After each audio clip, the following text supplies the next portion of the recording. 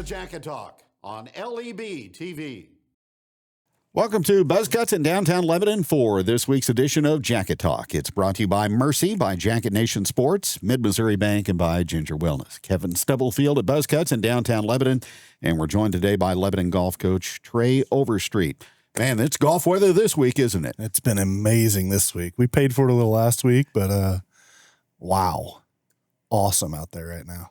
How are you feeling about your golf squad in 2025? Oh, we're really optimistic. Lost two seniors that were starters for us. We start five guys, for those unfamiliar.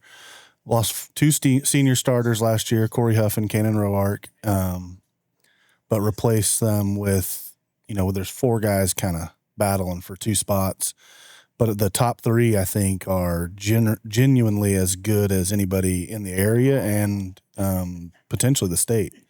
We have three guys that at any time could shoot well under par, and I have a feeling we'll have three guys that'll win tournaments this year. So, well, what was kind of the protocol and the routine for you when you assembled to get practice underway?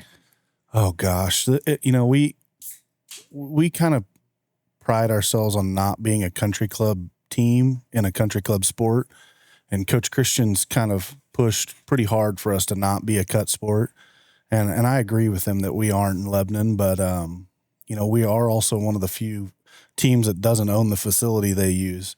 So we're limited to, how much we can use the course, when we can use it. And I'll say this, they're awesome to me, regardless of what shape the course is in. And I know they would love it to be better. They give us free run of that place from till about 5:30, and they'll move people around for us. But they'd prefer me to be in the 18 range. We used to not have that problem. We used to be well under 18, 10 or 12, 13 kids. The last few years has been a lot of kids come out, and which I think is awesome. I love having them. I kept 23 this year. I need to hand my golf roster to the ladies up front at the golf course there, and I'm going to hand it and run because they're probably not going to be thrilled. But it's really hard to cut a kid and to cut a kid in a town like Lebanon we're bootstraps and take the lunchbox to work type of people, and getting them involved in the game that they can play forever, I think is really important at this age. So, any first-time golfers that are out this year? Oh yeah, I would probably 6 or 7 first year golfers, and based on the scores, they're first time golfers as well. Some high scores from some of those guys at the bottom, but they, today will be day 8. There's been improvement already from some of them. The nice part is I've got a bunch of, football players and basketball players and track or cross country kids. And I'm actually sharing 2 kids with Coach Redman, that are trying to get faster for football. They didn't do track previously, and we're working out we've got a great schedule worked out with him where they can go run and get faster for football and still get some golf in afterwards. But yeah, there's some first year golfers that are, their numbers are not what they will be in 3 months, much less 3 years. So that makes it it's kind of a curious proposition for you too, to see how they improve from start till the season comes to an end in May, and very gratifying when you see progress being made. Oh, for them and for me. I mean, I love seeing it, and I'm the first to tell all of them.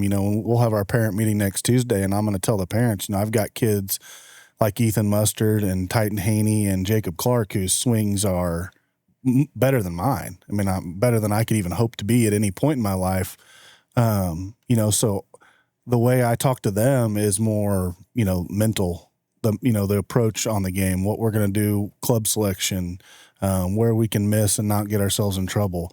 And then I have guys that are brand new to golf that, with their blessing, I'm going to try to change some of their swing. With the guys at the top, they've got their own swing coaches. I work with, Shane Blankenship's amazing at the lake. We have Zach Hines here, who I took over for, that still coaches a couple of our kids. Whatever they're telling their kids, it's different than a normal high school sport but I'm trying to work in conjunction with those two to make sure that I can see what they're seeing and give them the same feedback that they're getting from people that are way more qualified to teach a golf swing than I can. And then I've got the kids that shoot in the hundreds that I can actually help, and help with the swing. The swing's just, it's there's a lot of moving parts there. No doubt, no doubt. The sport of golf in the spring, it's kind of course dictated and really weather dictated also, isn't it? It really is. And, I mentioned we don't own our facilities, and that's a challenge. And not for us, but for scheduling purposes, as far as, creating and completing a schedule. And I was really lucky coming in. The only changes we made to our schedule were stuff that we wanted to get in a little better competition because we had a really, really talented team. For most years, it's been copy paste. Maybe add or subtract something if I thought we were better fit in another tournament. This year, Misha moved us back a couple weeks, and golf courses don't really understand or care that Misha says we can't play when we normally played. So there's been a 2-week period that at the start of the season that has, we would normally be getting really ready to play right now. And golf courses are really happy to let us have March tee times. They don't like May tee times at all. So the season got pushed back a little deeper into May. Right now we only have one tournament in May, so we're still just squashed into April where it's rainy and cold and the golf courses can make a little money off of us. So the schedules is hard. The weather's tough. And, it's not a gym that the school owns, so it's not a baseball field or softball field. We got to make sure that everybody's on board, and it's been a challenge this year. But we've got 10 really good tournaments. We can have 14. We got to have 10. If something popped open, we'd add one, but we have 10 really good tournaments. One tournament that is probably below our level, maybe, and that's just simply to get on a course that could be a district. A course, which we'll find out in 3 days what district we're in, or class for us because we're right there on that edge. So we find out class first, then districts, and that's part of the scheduling process is trying to find a time to get to a course that you may see when it comes down to it. And 4 years ago, Misha moved us from a district, a sectional, and then a state qualification to a 1-day district straight to state. So they budget cuts and et cetera, but we ended up, in a sport like golf, when your best day's a 65 and your worst day's a 78 can really matter. We had one make it last year, just Ethan Mustard. And, I would say everybody was disappointed in that result, but when you broke it down and it was 6 over, made it to state from our district. And then there's 15 all-staters in state, and 7 of them came from one of our district in Southwest Missouri. So it really wasn't as disappointing when you broke it down, but boy, it still is for them because, Titan Haney's is a state-level golfer. Jacob Clark as a freshman last year is as good as we've ever had as a freshman, and they're right there on the edge of that. And then you've got guys like Corey Huff last year as a senior that had, he was a state qualifier as a sophomore, and Cannon Roark could qualify as a freshman that didn't make it, and just in a brutal classification of golf and a brutal district. And I anticipate we're right back there this year and kind of know we've got our work cut out for us. It definitely changes our team goals when we see it because, we just, they've got a football coach coaching them to play golf, and we have what we have at the golf course, and we don't have a PGA teaching professional here. The closest one's 55 minutes at Osage National, or an hour to the north or south side of Springfield there. And a lot of these schools that we're competing against, Chaminade and MICDS and Rockhurst, there you could throw a blanket around at PGA touring professionals and teaching professionals, and they're all over the place there. So we're at a disadvantage for sure. It's something that I think without making excuses, understanding the process, and I've pushed pretty hard with Misha to look into splitting us public and private in the country club sports. I think it's important in all the sports. You can see it in football and basketball for sure. And I'm sure baseball, I don't know enough to speak on it, but it's there. And I think it's a conversation that needs to be had, and it's probably well past due that it hasn't been had. If it hasn't been had, we haven't been able to speak our mind on it. But for those country club sports especially, I know Coach Kroll deals with the same stuff. Coach Kroll's a legend and knows a lot about tennis and has taught many kids, including myself, how to play. But It's really that extra, like with basketball, we've got Jordan Walden, which is, the skill level stuff is growing exponentially. When I can't be with them, they are on their own. We have a lot of homemade golf swings, and that works.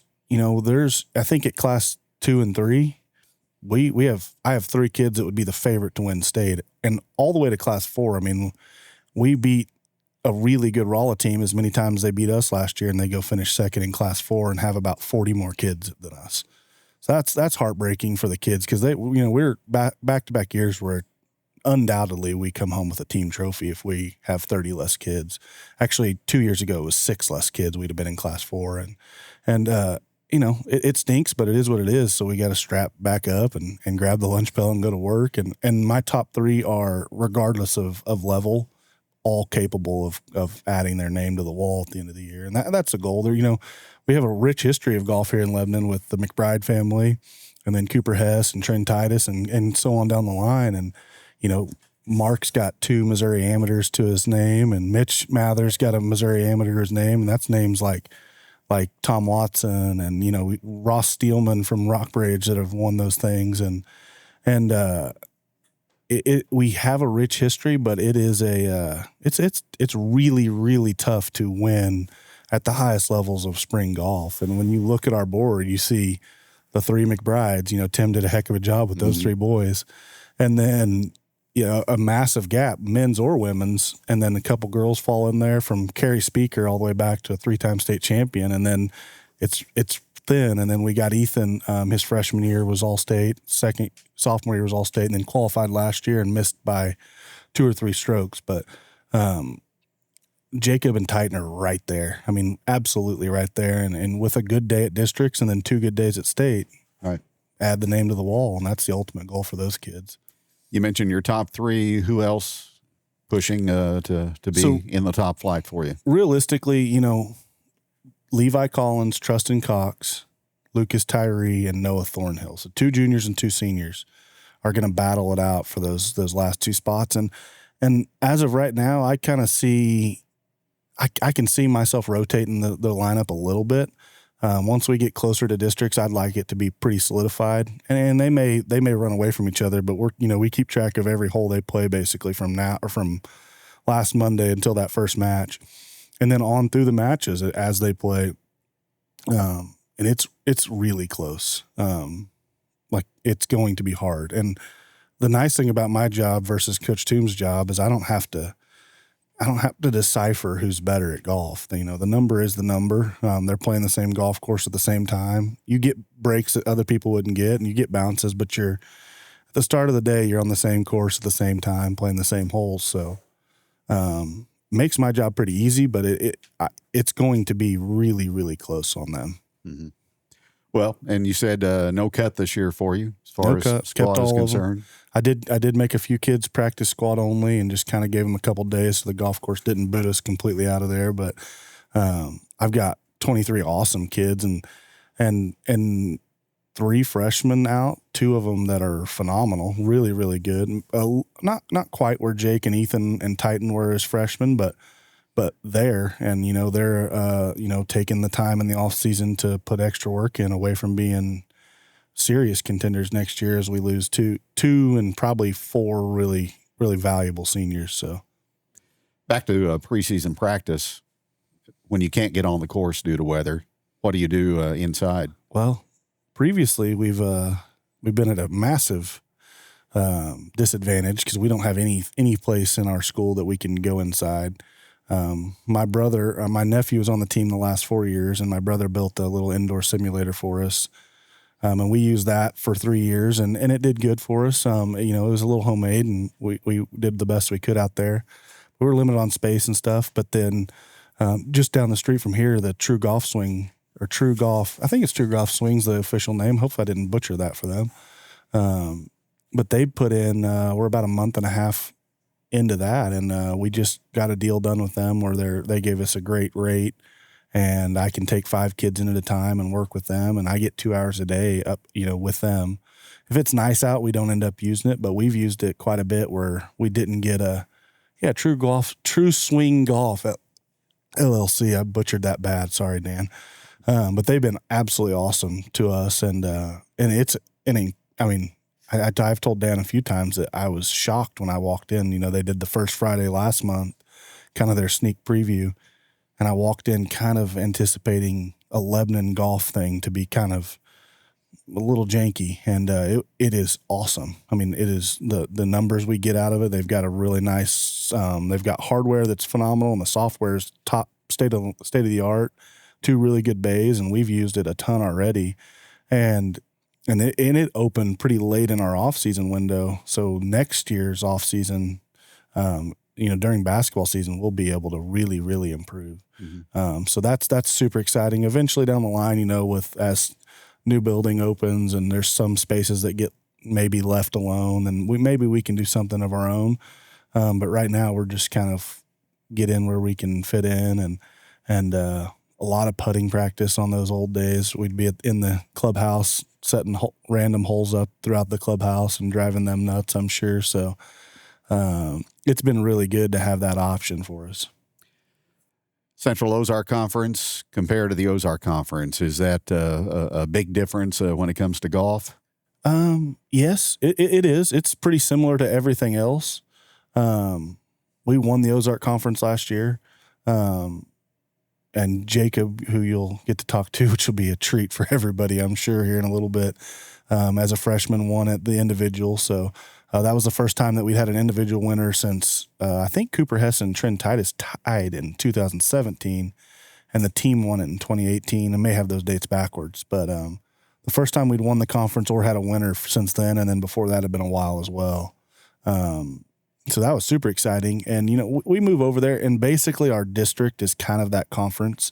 You add Nixa and Ozark in there, and they're both very, very good golf schools. Republic as well. Webb City, Carthage, and Neosho even, really. I mean, it's good. Now, I think we can handle it. I think we're a little more equipped just because it's a one-day event, and there's just a lot more variables, I think, that we can kind of account for. We're okay. We're okay in that. I think we're comfortably in the top 3 or 4 teams in the conference this year, and should be most years, as long as we continue the trajectory we're on. But definitely don't have the, I know a lot of the other sports deal with a lot more travel, and I didn't switch my schedule a single drop because of the COC. We see those schools at pretty much every tournament we're at anyway. That part of the negative, I guess you'd say, of having to schedule tournaments and being not having a huge selection is we know pretty well where we're at when we're at a Monday tournament in Springfield, because it'll be all of the Ozark and COC, and then some of those small schools. Rogersville's got a great golf program. Some of those better smaller schools will meet up, but for the most part, it's been COC, OC schools kind of play each other pretty much daily. We've tried to go away. We got an awesome schedule. We go to Meadow Lake Acres, which is a state level course, and just north of Jeff City. We go to Dalhousie, which is in Cape Girardeau, which is a top 15 course in the country. And I mean, realistically, they'll never ever have a chance to. It's uber private. They'll never have a chance to play it other than these last 2 years. So we go down there and do kind of a 2-day trip. They play a practice round, and it's incredible. They punch. I mean, if you're familiar with golf, you punch the greens and they grow. If you've seen people punch their lawns, they punch the tee boxes there. I mean, it's truly a PGA Tour level. They've hosted the Rolex Amateurs, and the kids were just in heaven last year. And we played good. Ethan got second place to a kid that ended up, it was his home course, and then he won state there about a month later. So we had a lot of success. And again, my top 3 are, I really think, Ethan's approaching that wins record that I think Jay has. Records are pretty fudgy back then. I'm going off of newspaper and best we can do. I think Jay McBride has it with 16 wins, and Ethan's got 11, I believe. So he's in the territory. The difference is he's got 2 teammates that could beat him at any moment. And so, Jay was an incredible golfer, all 3 of them. But I think that, even Tim said, like, the golf currently in this area and really all over, COVID was a boom for the golf industry and players playing. And it is incredible right now. I mean, the scores looking back at previous conference championship scores when we won it and looking at what we shot 2 years ago and got second to, we would have won by like 8 or 9 strokes of the same course. So the general talent pool is, and that's every sport. I mean, everybody's bigger, faster, stronger, and everybody's mashing the ball, and the equipment's gotten, in this sport, you've got to deal with the equipment that's gotten incredibly better since Jay and them were playing. So it's hard to really equate it, but really, that tier, it's like the McBride tier for me.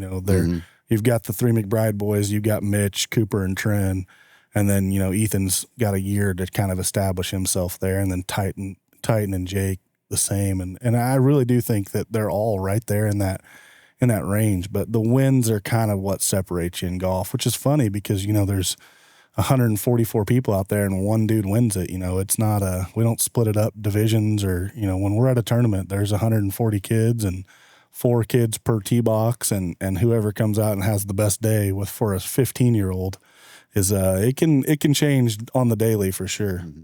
You mentioned New Bloomfield and Cape, 2 state tournament hosting courses. Misha usually keeps those state finals in the same course locations. Sedalia, Silo Ridge at Bolivar, Springfield, I believe. Springfield is now in the mix again. Yeah, there's been a little turnover in the last few years. Some of the more private courses are frustratingly backing out of that rotation. We call it's a rotation, and I understand it because they've got to make their businesses, they got to make money, but it really is awesome for the kids to get to play those level of courses for that moment. I mean, you think of the basketball is at Mizzou Arena or at JQH, and football's been all over the place from the Dome to, I mean, I know we're bottom of the totem pole and truly are, people don't understand, I do only have 5 kids when I go out to golf, but they're spread over 144 acres out here, and more or less depending on where we're at tournament wise. I have 2 awesome volunteer assistants, 3 this year. Connor Hicks is helping as well, but I've got Matt Jernigan, who's helped me for the first year this year, who has a son that's got an incredibly bright future. And then Jeremy Thornhill is my assistant that I've had for 3 years now, and his son's a junior and right there in the mix. And then Connor Hicks is going to help when he can, and he's a mowing fool, but he's going to be out there helping because we've got, with 23 kids spread out that far, it feels, I think they see me take 5, and they're like, he can do it. But, man, when we have a problem that's on hole 4 and I'm on hole 17, it's a 20-minute trip to get, waiting on the group in front of you to play and driving in a little bit. And so having a little help is awesome. And, I keep fighting for a little bit more support there. But we do have, I'm lucky to be able to have, I think, you look at Coach Christian's program and it's just littered with volunteers and trying to emulate that as best as possible. And so far so good, because I really couldn't do it without them. I'm at a varsity tournament all day, and if I don't have a volunteer there to practice, they just don't practice. So it really is massive, and I couldn't do it without them. Mm-hmm. Well, I always ask coaches in the preseason segment, what are the goals and aspirations? I'm sure you have some in mind, don't you? Yeah, definitely. I really do. My top three should win a tournament apiece, and really, I think, we're in 10. I'd love to have 5 individual wins, and I don't think, that is reaching, but it's in sight. And then as a team, it feels weird to say, but as a team, we kind of know where we're at. You can only you take 4 scores. We're going to have 3 really awesome scores. And then that 4th, it's somehow getting them to realize, even when you make a double bogey, it may be better than the 5th guy's triple bogey. It could be really important. And it takes a couple tournaments for those guys that haven't been to a varsity tournament before to realize, you have to grind out 18 holes, 4.5 hours, sometimes 6, depending on where they play us at. And if you take 1 hole off, the team loses by a stroke. And we had it happen, and not necessarily taking a hole off, but, it is a mental game, and they're young kids. So they make a couple mistakes, and it turns into a couple more mistakes. But yeah, I would like to win at least 2 tournaments as a team, and then just give ourselves a chance at districts. If our top 3 go out and do what they can do, we'll be right there with if I can get our fourth or fifth score to be in the mid 80s, we'll be right there and have a shot to auto qualify. And in the new format, we've never auto qualified a team. It's not out of reach, but it's like right there on the edge of out of reach when you think of the luxury some of those other places have. And they take two teams go. They take the top 13 kids out of 145 people, and then you tee it up at state the next week. So, like I said, over one day, it could be, Ethan could shoot 65 and Titan could shoot 66 and Jake could shoot 67. If they do that, we can shoot 90 and we're in. It's kind of, Ozark did that last year. They had 3 guys go incredibly low, and their fourth one, I don't even know if they even looked at it. It wouldn't have mattered. So, getting those 3 to the level of where they can carry that 4 score, and just getting that 4 score is the best we can get it. We'll be right there. I mean, the goal is never going to change. I think, being that first team to qualify, team to state in this new format is the goal. And it's achievable, but it's got to be, we got to put work in. The first match is March 27th on a Thursday, Reed Spring. Yeah, a little spring break action. That mission move, it affected everybody, but my kids are pumped. I mean, they'd be golfing on spring break regardless. We do a fun little, any of the old guys that are around and some of the football coaches and basketball coaches, we'll do a little match play tournament every spring break, and we'll start that Monday, and we'll be posting results. That'll be fun. I think Coach Hicks and Levi Collins has kind of been the talk of the town so far. It's a rematch from 2 years ago, and Levi's improved. So we handicap it out and make sure it's fair to everybody, because Coach Hicks is going to need a few strokes now. Very good. Trey, always great to talk to you, too, my friend, and best of luck during the golf season. I appreciate it, man. Yellow Jacket Golf Coach Trey Overstreet joining us on Jacket Talk. We'll have more coming up in just a moment. My name is Jaisha Connor, owner and nurse practitioner here at Ginger Wellness. I believe that sometimes healthcare does too much, and I believe that's where wellness centers can really bridge that gap and really give people some confidence in natural ways, healthier ways, to really improve quality of life and to get healthy. We want to feel better and live better lives. It's not about quantity, it's a lot about quality of your life. Ginger Wellness is where I went to get my quality of life back.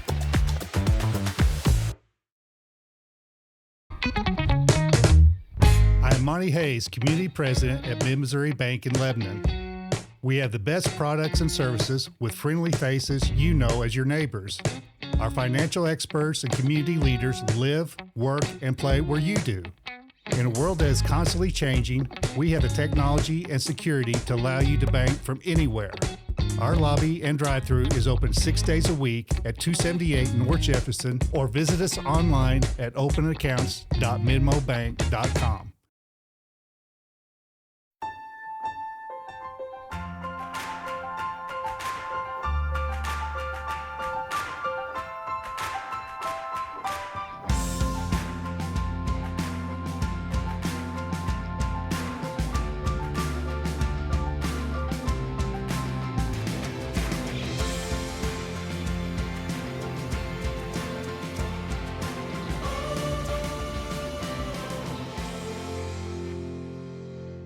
Welcome back to Jacket Talk. I'm Ramsey, LEB TV and Jacket Nation Sports, and today we're talking with Jake Clark and Ethan Mustard, a sophomore and a senior. Still don't know why we let a sophomore do this. You got to earn your stripes, man. Yes, sir. Yeah. What was that? Did you just try to rap? No. Well, yes, sir? Yes, sir. Well, we've established that yes, sir. Yes, it's not yes, sir. It's not. It's what? So what do you say? Is it no, sir? What's the opposite of yes, sir? No, sir? No, sir. Oh, so that one we actually pronounce. Yeah. But okay, cool. What's up, Jake? What's up? And Ethan? What's up? Not much, man. It's golf season. We're gonna chat a little bit today, get to know you guys a little bit, and then be sure to check out tomorrow for Jacket Talk Overtime, where you'll get to kind of dive in deeper with these guys and talk about what we got going on. But just a few things to get to know. Jake, how long have you been playing golf? 5 or so years. Started when I was younger. Just picked it up. Did you choose golf so you could get out of school early? You can be honest. This is the trust tree. At At the time, I wasn't thinking of it, but it just comes with the sport. Definitely a benefit. Yeah, it's definitely a plus. Very nice. Ethan, you've been playing since you were like 4 months old, right? Yeah, I've been playing competitive since I was 7 years old. Okay. So, Traveled all over the country. I mean, yeah, but more of like Missouri tournaments. Gotcha. Favorite course? Probably, like, favorite course I've played is Paynes Valley. Okay. Dream course is Augusta. Augusta. Yeah. I mean, I think it's everyone's, but You been? no, I want to go. But There we like, go. It's hard to get tickets and well, stuff. it's man. hard to get tickets and then judge it with golf season too. Right. Because normally we have a tournament that Thursday and Friday. Gotcha. And then because a lot of people know, like Augusta kind of shuts down after the Masters, right? Isn't it a Yeah, weird thing it's how it works? super private. Right. Like, you can hardly get on it. Gotcha. Favorite song? Favorite song? Yeah, like you got to put in something on your headphones. You got to get ready to play some golf. Like, what do you two? Probably On One Tonight by Gunna. On One Tonight by Oh, you like that one too? That's a good one. That's a good one. Yeah.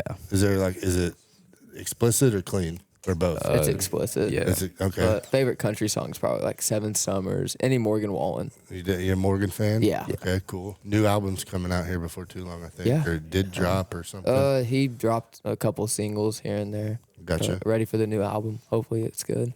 All right, Jelly Roll fan? Because he's big now too. You not rocking Jelly Roll? Iffy. All right. Favorite movie? Harry Potter. What? I'm a Harry Potter fan. I've never seen him. Yep. I see him. Never seen him. What about you? Either Happy Gilmore or Rookie of the Year. Okay. Rudy Roofengardner. It's something like that. Rowan something like Rowan Gardner. Rowan Gardner, yeah. Rowan Gardner. He breaks his arm, and then the next thing you know, he's a pitcher Yeah. for the Cubs. It's insane. It's a good movie. It's always been a good movie. Watched it since I was young. I mean, Okay. that and The Sandlot too. Yeah. I mean, both of those. I was gonna ask favorite golfing movie, but it sounds like it's Happy Gilmore. Yeah, I mean, I like Caddyshack too. I like Legend of Bagger Vance. Oh yeah, I've watched that. good one. It's I like it. It's just like Happy Gilmore's and Caddyshack are more like. Is Happy Gilmore 2 gonna be good or bad? Yeah, I'm scared. I'm nervous. I mean, I don't know. I don't feel like they'd make a second one if it's gonna make the first one. But man, Adam Sandler's tanked on some stuff, and old Adam Sandler is just so hard to beat. Yeah, I don't. Billy Madison, Happy Gilmore, you name them. I mean, there's It's gonna be tough.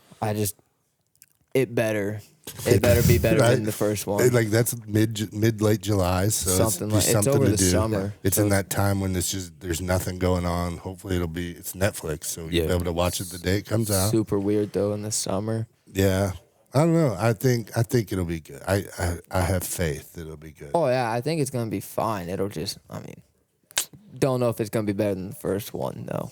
Gotcha. Jake, you're a sophomore, so we're not even really worried about your future plans because you got plenty of time. Ethan, you just signed your letter of intent, right? Yep, Missouri Western. Awesome. You excited? Yeah, I'm really excited. The weather there is a lot like here, obviously, same Yeah. state. So, were there opportunities to maybe go somewhere where you could play a little more year round? Yeah, so like they like to get like warm places for tournaments, but on campus we have a simulator bay. Oh wow, So it's on campus. So even if it snows 6 to 8 inches, good to go. I mean, just put boots on and walk to the simulator. I want to get into that a little bit on tomorrow's interview, but I know True Swing Golf folks have been great for you guys and giving Yes, you the opportunity very. to kind of get some swings in when the weather's bad. It's been very nice. Jake, favorite food? Probably sushi. Sushi? Yeah. Like real sushi or like the stuff that people call sushi that's actually cooked and like I'll go with either. Either? I'm not a picky guy. So. you like that yum yum sauce on top? Yeah, it's all right. Shrimp or crab? I'm a shrimp guy. Shrimp guy? Yeah. Okay. All right. Ethan, favorite food? A good burger. good It's always burger. nice. You can't go wrong with it. No, does it need to be a smash burger or like a burger on the grill? Because I'm a smash burger person. I like both. Okay. Like the Sonic Smash Burger. I had one just the other day, like It's Monday. Legit. pretty good. Yeah. It's hard to beat. Gotcha. All right. Well, that's a little bit about Ethan Mustard and Jake Clark, both golfers here at LHS. Be sure to tune in tomorrow for Jacket Talk Overtime. We're going to dive into what golf is like, how it compares to other sports, and and all the things that make you guys good golfers and kind of get a little season preview. So we'll see you tomorrow.